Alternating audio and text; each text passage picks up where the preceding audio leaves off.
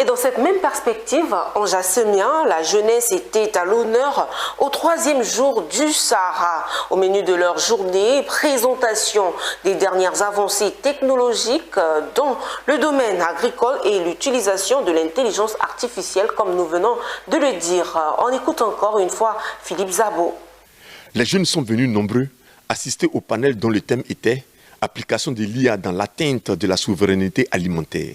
C'était aussi l'occasion du lancement de l'hackathon l'IA du Sahara 2025, un hackathon qui mettra en concurrence 6 équipes. La présélection s'est faite en ligne.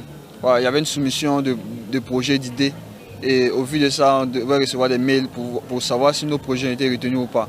Et après maintenant, on a eu des réunions de cadrage pour nous expliquer un peu le fonctionnement de l'hackathon. C'est après cela qu'on nous a dit que le lancement sera fait aujourd'hui.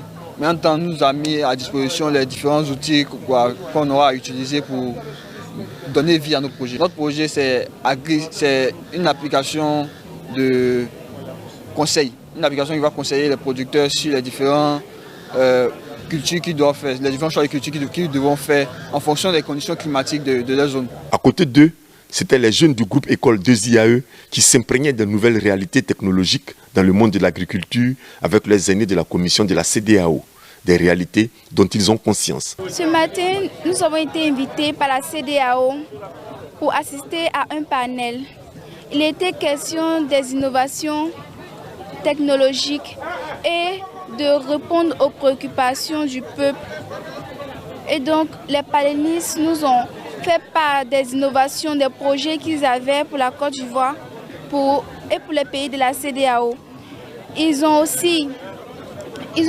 ont aussi permis de poser des préoccupations et je crois qu'ils ont répondu à la plupart de nos questions et je crois qu'en ce sens-là, ils vont encore faire plus d'efforts. Je pense que tout ce qui est innovation technologique peut aider à faire avancer l'agriculture parce qu'avec le changement climatique, on est exposé à beaucoup de dangers et donc à beaucoup de freins.